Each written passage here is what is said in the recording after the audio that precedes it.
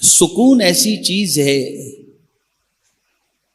جس کی تلاش میں انسان در بدر کی ٹھوکریں کھاتا ہے. صبح گھر سے نکلتا ہے اس لیے کہ مال کمائے تاکہ باقی کی زندگی سکون سے گزر سکے. بے آرامی کی زندگی گزار کر وہ آرام حاصل کرنا چاہتا ہے. بستر کی زندگی آرام کی تھی، لیکن بستر چھوڑ کر کڑی دھوپ میں اور دوسرے انداز سے محنت و مشقت کرنے کے لیے اپنا آرام چھوڑ کر کمانے اس لیے جاتا ہے تاکہ مال مل جائے اور زندگی آرام سے گزرے. لیکن اگر ہم انسانوں کی زندگی کا جائزہ لیں تو انسان جتنی محنت و مشقت کر رہا ہے، دوڑ دھوپ کر رہا ہے، تو جتنا زیادہ مال آتا جاتا ہے اتنی زیادہ بے چینی بڑھتی چلی جاتی ہے. اور ایک خاص بات جو مجھے بتانی ہے اسے آپ سمجھیں، اور وہ خاص بات یہ ہے کہ کبھی آج سے پہلے ہم نے 8 سال کے بچے کو بے چین نہیں دیکھا تھا. کبھی ہم نے آج سے پہلے 7 سال کے بچے کو ڈپریشن میں نہیں دیکھا تھا. اس بچے کی عمر کیا، اس کی رسپانسبلٹی کیا کہ وہ بے چین ہو. لیکن آج ہم یہ دیکھتے ہیں کہ 8-8 10-10 سال کے بچے ڈپریشن میں جا رہے ہیں. اس کو بھی سمجھنا تھوڑا سا ضروری ہے تاکہ ہم اس کے سولوشن کی طرف اپنے قدم کو بڑھا سکیں. سب سے پہلے میں بچوں کے حوالے سے آپ کو سمجھاؤں، یہ بے چینیاں اور بے قراری بچوں میں کہاں سے آ گئی؟ نہ ان کے بچے ہیں، نہ ان کو 8 سال کے بچے کو کما کے ماں باپ کو کھلانا ہے. پاکٹ منی باپ دے رہا ہے، اسکول کی فیس باپ دے رہا ہے، یونیفارم باپ دے رہا ہے، لیوش لائف فیسلٹی باپ دے رہا ہے. اے بچے، تو کس وجہ سے ڈپریشن میں چلا گیا؟ بس اس کو سمجھیں گے، آگے کی بات آسانی سے آپ کی سمجھ میں آ جائے گی. سن لیجئے، جب تک کہ کو ایجوکیشن کا سسٹم نہیں تھا، بچے الگ بچیاں الگ، جب تک کہ تعلیم کا نظام اس طریقے کا تھا کبھی کوئی بچہ ڈپریشن میں نہیں جاتا تھا. لیکن جب سے یہ تعلیمی نظام مخلوط ہو گیا، اب چھوٹے چھوٹے بچے بھی ڈپریشن میں جانا شروع ہو گئے. اور اسی کے ساتھ یہ جو ہمارے ہاتھوں میں گیجٹ آ چکا ہے، موبائل آ چکا ہے، اس موبائل نے بھی انسان کی زندگی کو بے چینی کی وادیوں کی طرف ڈھکیل دیا ہے. اس لیے کہ انسان کے پاس اب خود کے لیے ٹائم نہیں، اور جس انسان کے پاس خود کے لیے ٹائم نہ ہو وہ خدا کے لیے کہاں سے ٹائم نکالے گا؟ میرے پیارے آقا صلی اللہ علیہ وسلم کے پیارے دیوانوں، آج بہت ساری ایسی باتیں میں آپ کی سماعتوں کے حوالے انشاءاللہ کروں گا جسے سن کر کے اگر آپ نے اپنی زندگی کو اس روش پر ڈال دی جس روش پر چلنے کا پیغام دینے کی غرض سے میں حاضر ہوا ہوں، تو انشاءاللہ آپ کی زندگی پرسکون گزرے گی انشاءاللہ. سکون، لفظوں پہ توجہ چاہوں گا. انسان سکون باہر تلاش کرتا ہے اور سکون باہر نہیں، سکون اندر ہے. اب آپ کہیں گے بڑی عجیب بات ہے، سکون باہر تلاش کرتا ہے، سکون اندر ہے. تو آئیے اس کو سمجھاؤں. انسان مٹیریلزم کے اندر مادی چیزوں میں سکون تلاش کرتا ہے.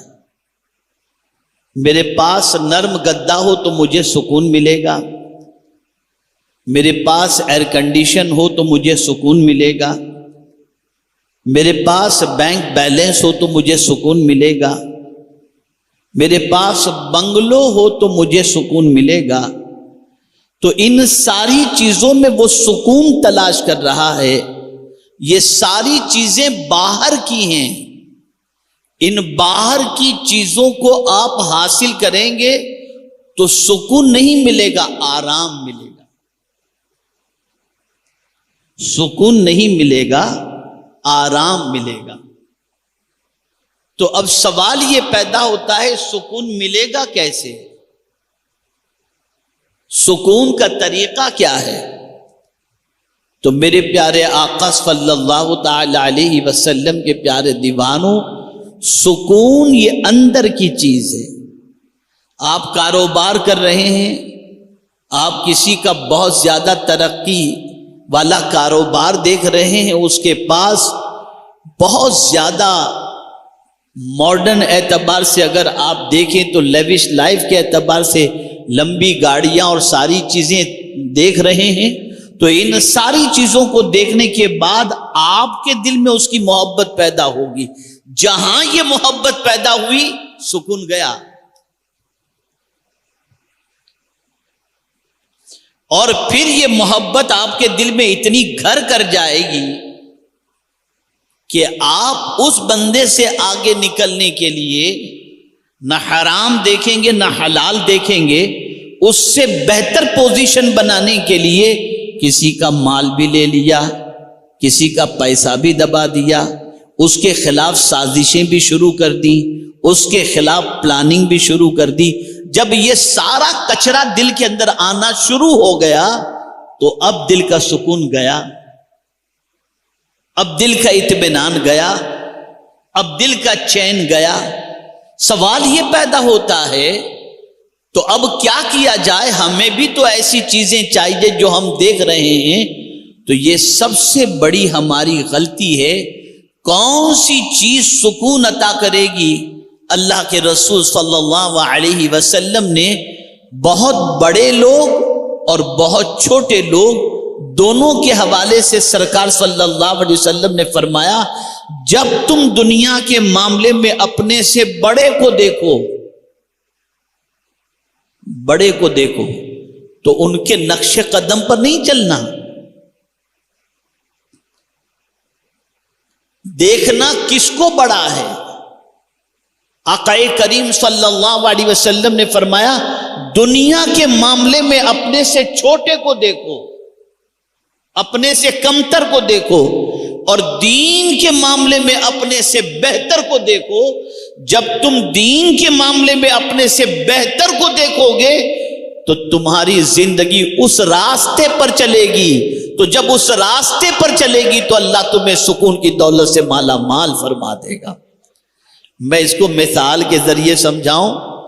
کبھی آپ کی طبیعت کے اندر دین کے معاملے میں بہتر کو دیکھ کر اس راستے پر چلنے سے بے قراری نہیں ہوگی. مثال کے طور پر میں آپ کو بتاؤں، آپ نے دینی اعتبار سے دیکھا کہ یار میں تو صرف 5 وقت کی نماز پڑھتا ہوں، فلاں بندے کی پوزیشن تو یہ ہے کہ یار یہ تہجد بھی پڑھتا ہے، یہ جمعرات کے روزے بھی رکھتا ہے، یہ پیر کے روزے بھی رکھتا ہے، اور دولت ہے تو خوب خیرات بھی کرتا ہے، روزانہ اس کے یہاں سے کھانا جاتا رہتا ہے، غریب کھاتے رہتے ہیں. یہ ساری چیزیں تو دین کے معاملے میں جہاں آپ نے اپنے سے بہتر کو دیکھا تو آپ اس راستے پر اگر چل پڑے تو اللہ آپ کو سکون کی دولت عطا کر دے گا. اس لیے کہ نیکی سکون عطا کرتی ہے اور حسد بے چینی عطا کرتا ہے.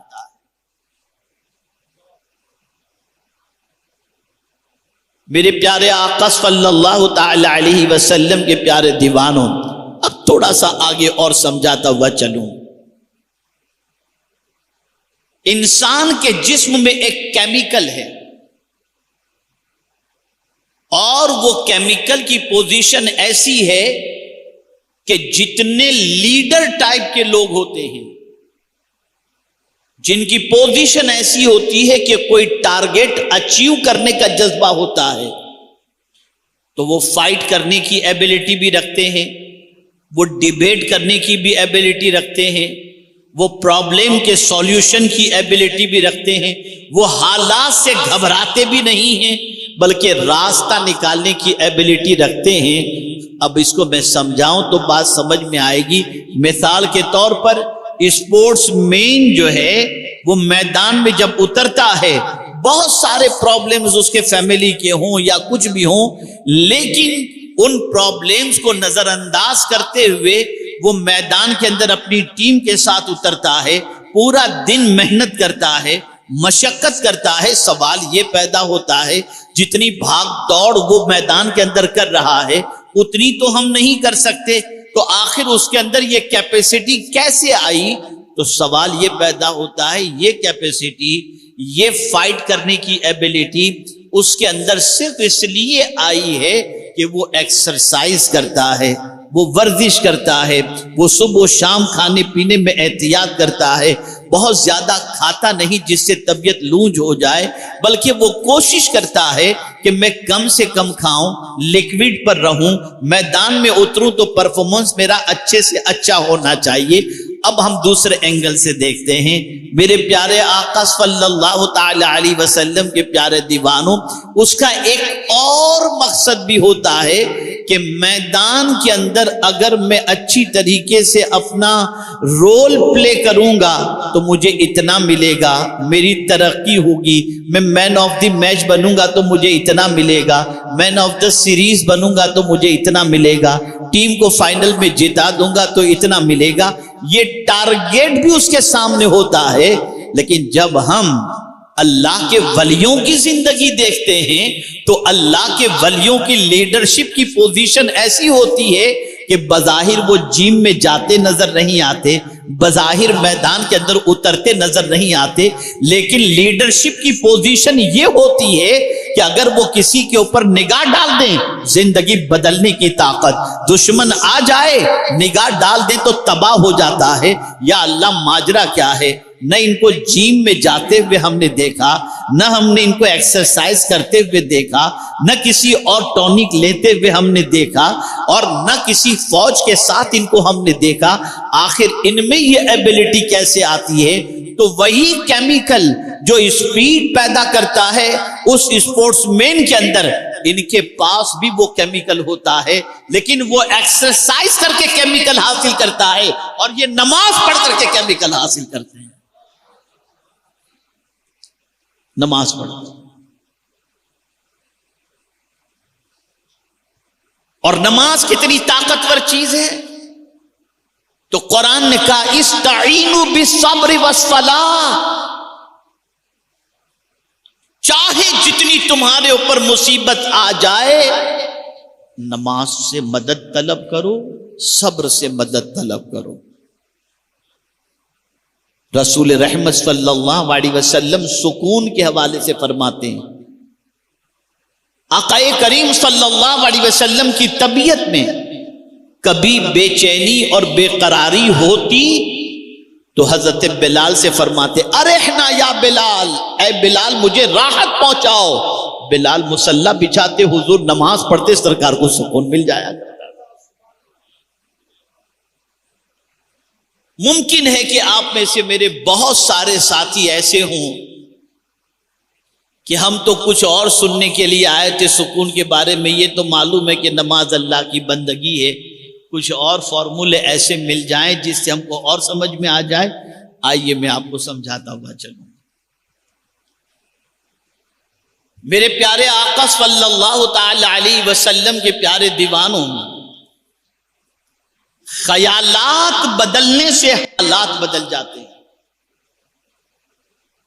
اور جو واقعہ میں ابھی آپ کی سماعتوں کے حوالے کرنے جا رہا ہوں اس واقعے کو اچھی طریقے سے ذہن کے اندر محفوظ رکھیں۔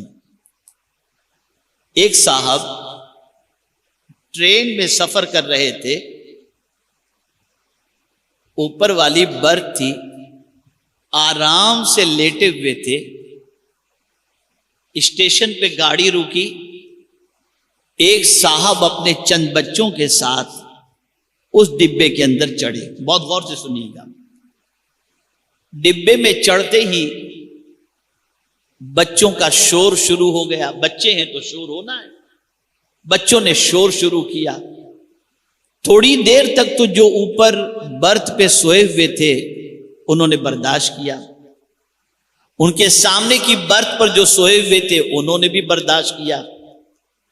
یہ واقعہ انشاءاللہ آپ کی سوچ کے اندر تبدیلی پیدا کرے گا اور آپ محسوس کریں گے کہ سکون کیسے حاصل ہوتا ہے. آمنے سامنے برتھ پہ دو پیسنجر سوئے ہوئے ہیں.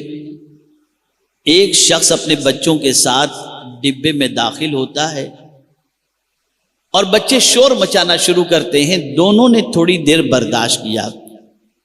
پھر اس کے بعد ایک صاحب نے اپنی گردن نکالی اور بچوں کے باپ سے کہا یار ذرا بچوں کو چپ کراؤ، نیند خراب ہو رہی ہے.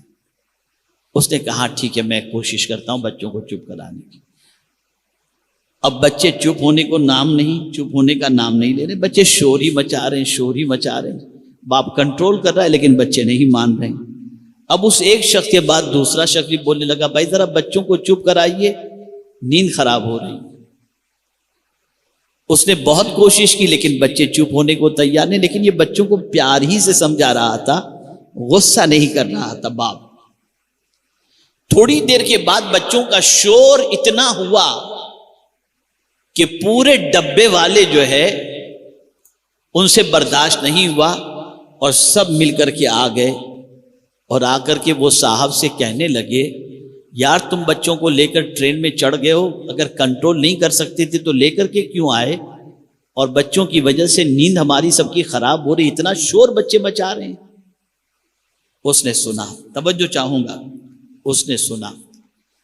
اب ایک حالت میں آپ کو بتا رہا ہوں، سب غصے میں تھے یا نہیں تھے؟ جواب دیجیے، بولیے. سب غصے میں تھے نا. بچوں کے شور نے ان کی نیند خراب کر دی تھی یا نہیں؟ جواب دیجیے، خراب کر دی تھی. اب وہ شخص جس کے یہ بچے تھے اس نے ایک شخص کے کان میں کچھ کہہ دیا. اب جیسے ہی کان میں اس نے کچھ کہا، اب اس شخص نے، جو لوگ غصے میں تھے نا، ان لوگوں کو سمجھانا شروع کیا. اور پھر وہی لوگ جو بچوں کے شور سے پریشان تھے وہ بچوں کو پیار کرنے لگ گئے، وہ بچوں سے محبت کرنے لگ گئے. بچوں کو انہوں نے آزاد چھوڑ دیا، جو کرنا ہے تم کرو. سوال یہ پیدا ہوتا ہے کہ اس شخص نے، یعنی بچوں کے باپ نے آخر وہ کون سی بات کہی تھی؟ اسے سنیے.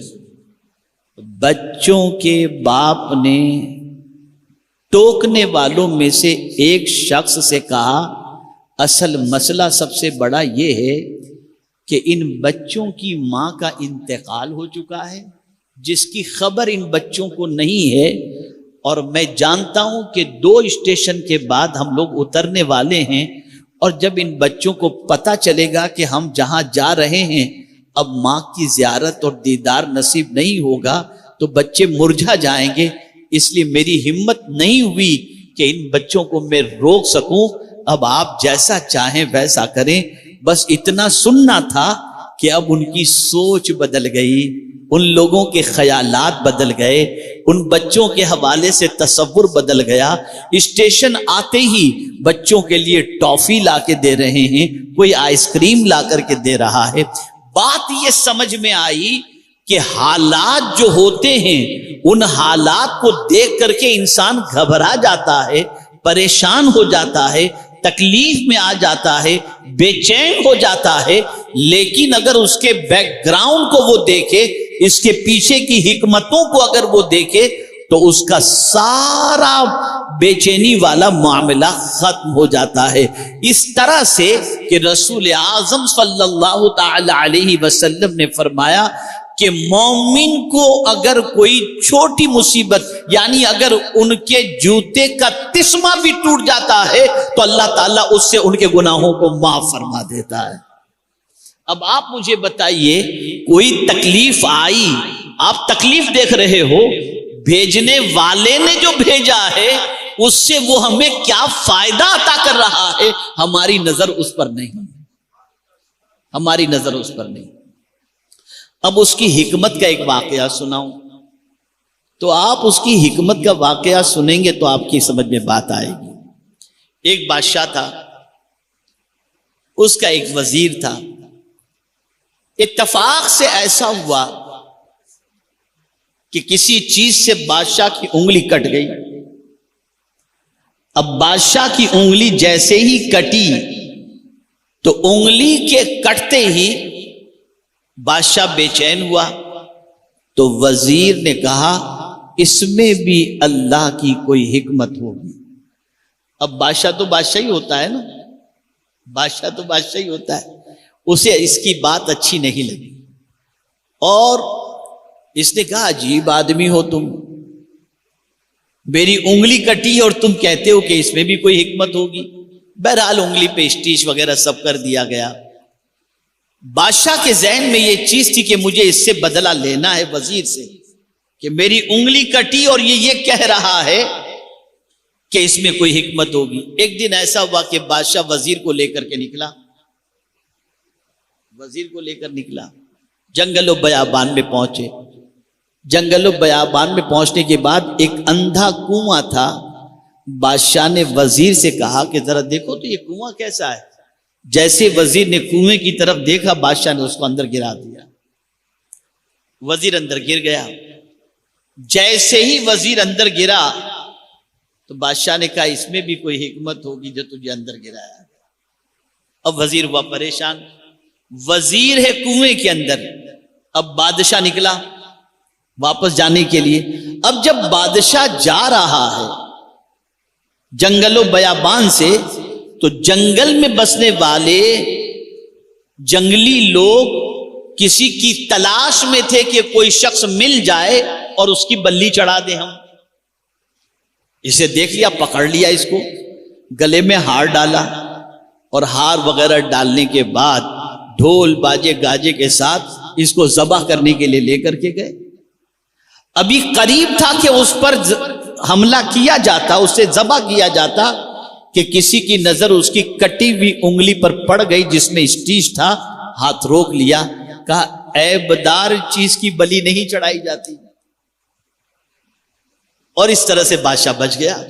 تب بادشاہ کی سمجھ میں یہ بات آئی کہ ہاں یار، میری انگلی کے کٹنے میں بھی کوئی حکمت تھی، اگر یہ انگلی کٹی ہوئی نہیں ہوتی تو آج تو میں بلی میری چڑھ ہی جاتی اور میں ختم ہو جاتا۔ پھر اس کے ذہن میں آیا کہ وزیر کے کنویں میں پھینکا، وزیر کو میں نے پھینکا، اس میں کیا حکمت ہوگی؟ تو پلٹ کر آیا، کنویں کے دروازے، کنویں کے دہانے پہ کھڑا رہا اور کھڑے ہو کر کے وزیر سے کہتا ہے چل آجا، میں تجھے باہر نکالتا ہوں۔ کہا بادشاہ سلامت، سب خیریت تو ہے؟ کہا نہیں، تیری بات بالکل صحیح تھی، میری جو انگلی کٹی تھی نا اس میں جو حکمت تھی وہ مجھے سمجھ میں آ گئی، لیکن یہ تو بتا، باہر نکالنے کے بعد وزیر سے پوچھتا ہے بادشاہ کہ تیرے اندر جانے میں کیا حکمت ہے؟ کہا اس میں بھی تو حکمت ہے، اگر میں آپ کے ساتھ ہوتا نا تو میں تو فریش تھا، آپ کی تو انگلی کٹی تھی، مجھ میں کوئی عیب نہیں تھا، میری ہی بلی چڑھ جاتی۔ تو اس میں بھی تو یاد رکھیں، جتنے بھی پرابلمز آتے ہیں نا اس میں اللہ کی حکمت ہوتی ہے، اللہ کا منشا ہوتا ہے۔ ایک بندے کو صرف اس چیز کو ذہن کے اندر رکھنا چاہیے، اللہ والے کبھی بے چین نہیں ہوتے، اللہ والے ہمیشہ سکون کے اندر رہتے ہیں۔ اس کی وجہ سب سے بڑی یہ ہے کہ وہ یہ دیکھتے ہیں کہ مولا کی طرف سے جو کچھ مل رہا ہے وہ مل رہا ہے، ہمیں اللہ کی اطاعت کرنی ہے اور اس کے رسول صلی اللہ علیہ وسلم کی اطاعت کرنی ہے، اس کے عوض کے اندر اللہ تعالیٰ انہیں سکون کی دولت عطا فرما دے۔ ایک اور بات میں آپ کے سامنے عرض کروں، اب میں قرآن کی روشنی میں پہلے تھوڑا سا سمجھا دوں اور پھر میں آپ کو سوال کروں گا اور بے چینی کی وجہ آپ خود جاننا شروع کریں گے۔ اللہ نے سکون کس میں رکھا ہے؟ کون سے پیریڈ میں، کون سے ٹائم میں؟ 24 آورز ہمارے لیے ہیں، لیکن اس 24 گھنٹے میں اللہ نے کون سے ٹائم میں سکون رکھا ہے، اور اس کے اندر سکون کے لیے اس نے خود انتظام کیسا کیا ہے اسے دیکھیں۔ اللہ فرماتا ہے هو الذی جعل لکم اللیل لتسکنوا فیہ، وہی ہے جس نے تمہارے لیے رات بنائی کہ تم اس میں سکون حاصل کرو۔ یہ قرآن کہہ رہا ہے رات اللہ نے سکون کے لیے بنائی ہے۔ میں ایک سوال آپ سے پوچھتا ہوں، یہاں ابھی بیڈ لگا دیا جائے اور یہ لائٹیں ہیں یہ آن رہیں، آپ کو نیند آئے گی؟ جواب دیجئے، نہیں آئے گی نا نیند۔ روشنی کی بنیاد پر، اجالے کی وجہ سے رات کے وقت ہم بیٹھ کر کے اس وقت گفتگو سن اور سنا رہے ہیں، لیکن ہمیں نیند نہیں آئے گی لائٹ کی وجہ سے۔ میرا مولا جانتا ہے میرے بندے بھی نہیں سو سکیں گے اگر میں نے سورج کو غروب نہیں کیا، تو رات ہوتے ہی سورج کو غروب کر دیتا ہے، اور چونکہ ہر گھر کے اندر نائٹ لیمپ جلا رہتا ہے تو اللہ نے تاروں کو جگمگا کے رکھا تاکہ میرے بندے اگر تو فٹ پاتھ پر بھی سونا چاہے تو تجھے کوئی بڑی روشنی نہیں ملے گی، ڈم لائٹ کے اندر تو آرام سے سو کر اپنی رات کو گزار سکتا ہے۔ رات اس نے سکون کے لیے بنائی، توجہ چاہوں گا، رات اس نے سکون کے لیے بنائی، اور دنیا نے بھی یہ طے کر لیا کہ کوئی سکون سے اپنی رات نہ گزار سکے، تو جتنے گناہ کے اڈے کھلتے ہیں سب رات ہی کو کھلتے ہیں، سارے رات۔ میرے پیارے آقا صلی اللہ تعالی علیہ وسلم کے پیارے دیوانوں، آج مسلمان یہ سوچے کہ جس رب نے رات سکون کے لیے بنائی ہے، وہ مسلمان اپنی رات کس چیز کے اندر گزارتا ہے، وہ اپنی راتوں کو کن کاموں کے اندر گزارتا ہے۔ رات ہوتے ہی گندی پکچروں کو دیکھنا، رات ہوتے ہی آوارگی کرنا، رات ہوتے ہی گناہوں کے اڈوں پہ جانا، رات ہوتے ہی چوراہے پر بیٹھ کر گپ شپ کرنا، رات ہوتے ہی ہوٹل بازی کرنا، رات اس طریقے سے گزارنے کی بنیاد پر اس کی زندگی تباہ ہو گئی۔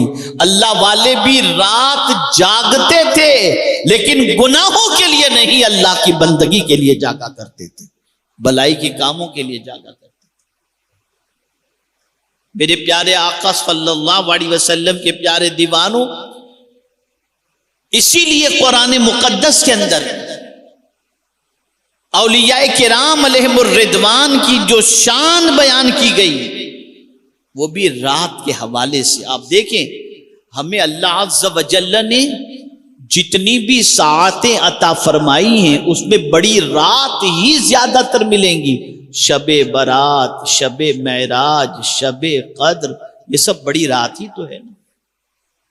قرآن نازل کرنا ہوا شب قدر میں نازل کیا، حضور کو بلانا ہوا شب معراج اپنے دیدار کے لیے بلایا، مغفرت کا پروانہ عطا کرنا ہوا شب برات ہمیں عطا فرمائی، دعاؤں کی قبولیت کے لیے جو 5 راتیں اللہ نے عطا فرمائیں وہ 5 راتیں بھی راتیں ہی اللہ نے عطا فرمائیں، اس لیے کہ رات گناہوں کے دھبوں میں اضافے کے لیے نہیں، گناہوں کے دھبوں کو مٹانے کے لیے ہے اور رب سے ملاقات کے لیے ہے۔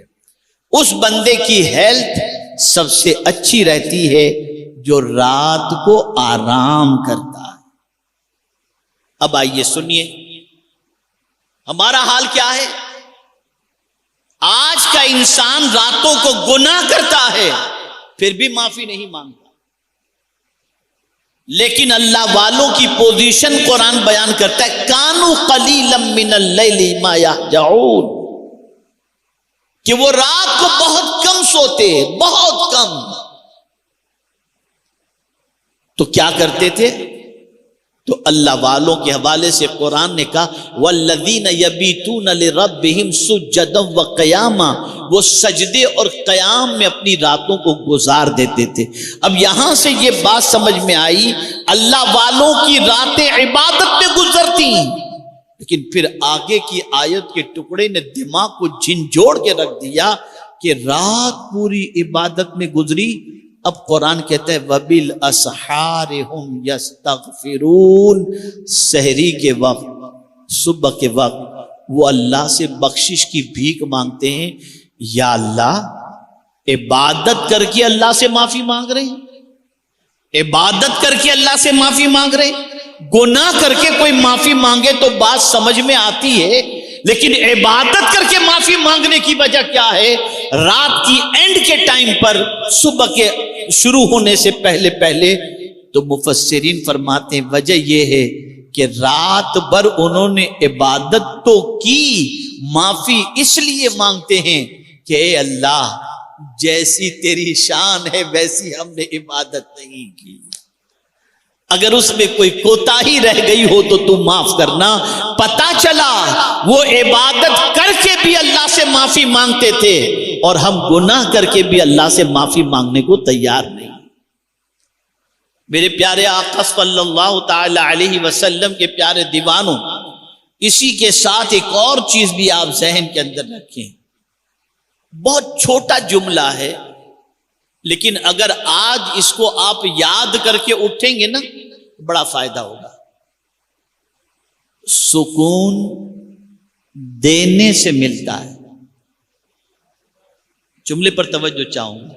سکون دینے سے ملتا ہے۔ آپ دوسرے کو سکون دو، اللہ آپ کو سکون عطا کرے گا۔ یہ گیو اینڈ ٹیک والی پوزیشن۔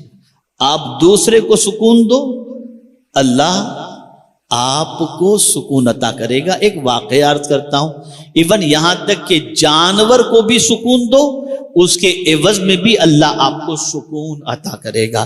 میں ایگزامپل کے ذریعے بتاؤں، پہلے کے زمانے میں لوگ لکھا کرتے تھے نا، تو لکڑے کا قلم ہوتا تھا، اینک کے اندر بھگو کر نکالتے تھے اور پھر اس سے لکھا کرتے تھے۔ کوئی بال پین اور کوئی فاؤنٹن پین وغیرہ کچھ ایسی چیز نہیں ہوتی تھی اس زمانے کے اندر۔ ایک بزرگ نے قلم کو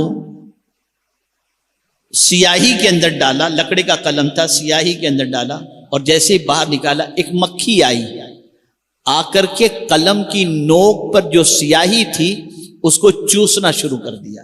تو بزرگ نے ایسے ہی پکڑ کے رکھا، ساری اینک جو ہے نا وہ مکھی نے پی لی۔ جب پوری اینک مکھی نے پی لی، بزرگ نے قلم کو نیچے کیا، مکھی اڑ گئی، اور پھر واپس جو ہے اینک کے اندر ڈبو کر آپ نے لکھنا شروع کیا۔ کچھ دنوں کے بعد ان کا انتقال ہوا اس بزرگ کا۔ کسی نے دیکھا اللہ ان کو جنت عطا فرما دیا ہے، تو پوچھتے ہیں اس بزرگ سے کہ حضرت یہ تو بتائیے، آپ جنت کے مزے لوٹ رہے ہیں، کس عمل نے آپ کو جنت میں پہنچا دیا؟ تو جواب میں فرماتے ہیں میں نے مکھی کو دنیا میں سکون دیا، آخرت میں اللہ نے مجھے سکون عطا فرما دیا۔ سکون دینے سے ملتا ہے۔ ہم کسی کے راستے میں روڑے اٹکا کر چاہیں کہ سکون مل جائے، نہیں مل سکتا۔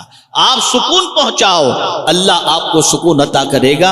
اب ایک آخری بات عرض کرتا ہوں، اسے ذہن میں رکھیے۔ ایک صاحب بنگلو بنا رہے تھے، اور ظاہر سی بات ہے کہ اس کو بننے میں ٹائم لگتا ہے، اور مزدور کام کرتے تھے۔ ٹیمپریچر ابھی آپ جانتے ہیں کہ کتنا ٹیمپریچر، ابھی 2 دن سے یہاں پر تھوڑی سی راحت ہے، ورنہ 40, 41, 42, 44, 45 اس طریقے کا ٹیمپریچر، 50 تک کے ٹیمپریچر کی بات۔ اب مزدور کام کرتے تھے، لیکن وہ بنگلو بنانے والا تھوڑا سا فراخ دلی والا تھا، تو وہ یہ کرتا تھا کہ بنگلو کے مزدور جتنے تھے نا، ان کے لیے روزانہ دوپہر میں اچھا کھانا وغیرہ بنواتا۔ ایک دن اتفاق سے اس بنگلو بنوانے والے کے 2 دوست بھی سنڈے کو دوپہر میں وہاں پہنچ گئے کہ ذرا دیکھیں تو سی کیسا کام ہو رہا ہے، کیا ہو رہا ہے۔ جیسے وہاں پر پہنچے تو ان کے لیے بھی کھانے کا انتظام کیا گیا، تو انہوں نے کہا کہ ہم وہی کھائیں گے جو مزدور کھاتے ہیں. تو مزدور کے کھانے کے ساتھ ساتھ ان کو بھی ٹیبل پر کھانا لگا دیا کہ وہ کھانا کھا لیے. اور مزدور لوگ نے بھی پیٹ بھر کر کے کھانا کھایا. اب پیٹ بھر کر کے کھانا کھانے کے بعد دوپہر کی چلچلاتی دھوپ میں سیمنٹ کی گونی تھی, ایک کنارے پر رکھی اور لیٹ گئے. ایسے لیٹتے ان کی آنکھ بھی لگ گئی. مزدور کڑی دھوپ کے اندر چلچلاتی دھوپ میں کھانا کھانے کے بعد سیمنٹ کی گونی پر ایسے ہی لیٹے اور آنکھ بھی لگ گئی, کھراٹے مارنے لگے. بنگلو کا مالک جو تھا نا, جو بنگلو بنوا رہا تھا, اس نے اپنے دونوں دوستوں سے کہا میں فلٹر پانی پیتا ہوں, میرا کھانا بھی بہت ہر طریقے سے احتیاط والا ہوتا ہے, ساری چیزیں ہوتی ہیں, لیکن خدا کی قسم ذرا ان مزدوروں کو دیکھو, تم دیکھو ان کو کیسے مزے سے سو رہے ہیں نا. واللہ میں تم کو کہتا ہوں میں اس چیز کو حاصل کرنے کے لیے بڑی کوشش کر رہا ہوں, سب تو ہے, یہ سکون میرے پاس ہے. ایسی نیند مجھے نصیب نہیں ہو رہی جیسی یہ نیند کر رہے ہیں.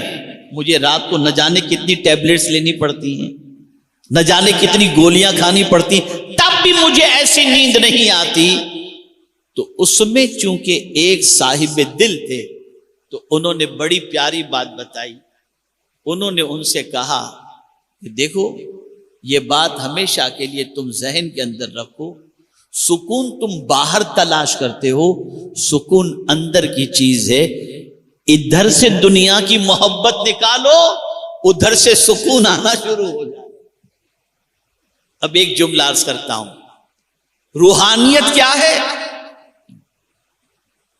دنیا کی محبت سے بیزار ہو جانا اور اللہ کی محبت میں بیدار رہنا, اس کا نام ہے روحانیت. اور اس سے اللہ سکون کی دولت عطا کرتا ہے. میرے پیارے آقا صلی اللہ تعالی علیہ وسلم کے پیارے دیوانوں, خوب دولت کماؤ, مال و زر کمانے کے اندر کوئی پرابلم کی بات نہیں ہے, لیکن یہ بات ضرور یاد رکھنا کہ مال کے ذریعے اگر آپ نے حرام ناجائز گناہ کے کام کیے کبھی سکون نہیں مل سکتا. لیکن اگر مال کے ذریعے اللہ اور اس کے رسول کی راہ کے اندر خرچ کرنے کے ساتھ آپ نے اللہ اور اس کے رسول کی اطاعت کی, اللہ سکون کی دولت سے مالا مال فرما دے گا. میرے پیارے آقا صلی اللہ علیہ وسلم کے پیارے دیوانوں, ابھی رمضان المبارک سے پیشتر علی گڑھ مسلم یونیورسٹی میں میرا پروگرام تھا, تو وہاں میں نے ایک بات جو کہی تھی اسٹوڈنٹس اور پروفیسرز کے درمیان, وہی بات میں اس وقت آپ سے کہتا ہوں, اسے ذہن میں رکھیں.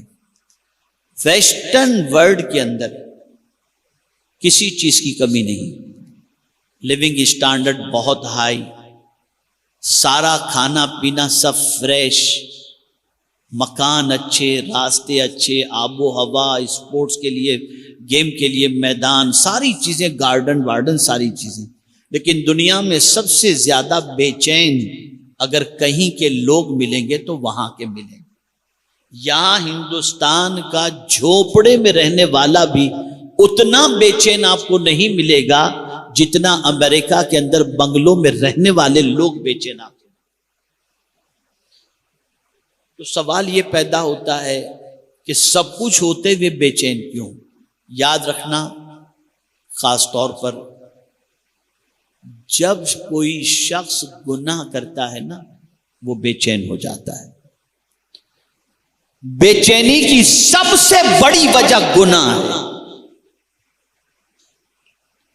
گناہ کرنے کے بعد سب سے پہلے یہ ہوتا ہے کہ انسان اپنی نظر میں گر جاتا ہے, یار میں نے کیا کر دیا.